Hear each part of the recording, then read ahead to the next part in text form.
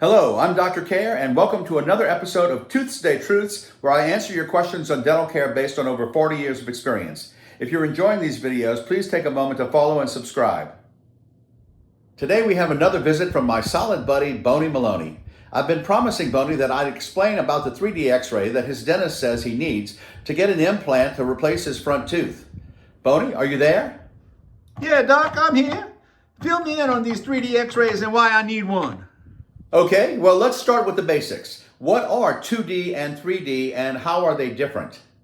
A 2D image, like a photograph or an x-ray, is flat. It has height and width, but no depth. A 3D image shows not just height and width, but also depth or thickness. Adding a third dimension gives us much more information about the object. For example, this picture is a 2D image of what appears to be a blue rectangle. But if we add the third dimension, we can see that it's actually a tube with a hollow center. Well, why is that so important? Sometimes it's important to know more about what we're looking at. Look at this x-ray, for example. This arrow shows where a wisdom tooth is located. But notice this dark area here. That's a tube in the jaw where the nerve that gives feeling to your teeth and lower face travels. But with a 2D x-ray, we can't tell if that tube is in front of the tooth or behind it.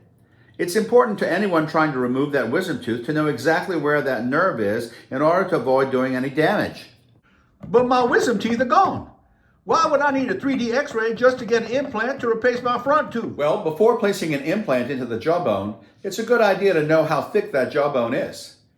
You want an implant to be covered with bone on all sides. So if there's a hollow area or a thin area in the jawbone, that could cause the implant to fail.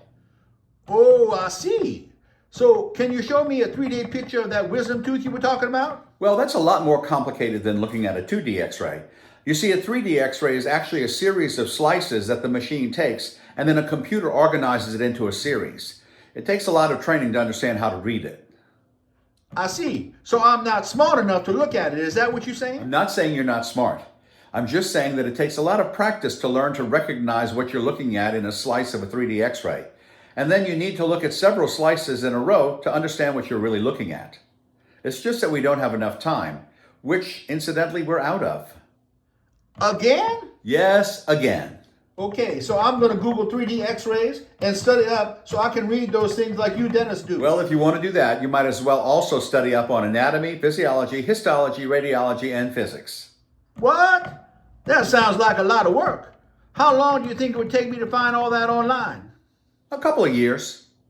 Okay, then I'll just go back to watching dance challenges on TikTok. See you later, Doc. See you, Boney. Remember, the information I provide should only be used as a guide and is no substitute for a visit to your dentist office. If you have any other dental topics you'd like me to cover, please just post them in the comments.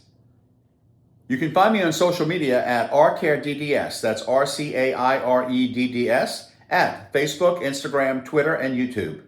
Or you can email me at rcaredds@gmail.com. And please remember to like, follow, share, and subscribe. It really makes a difference. See you next ToothsDay.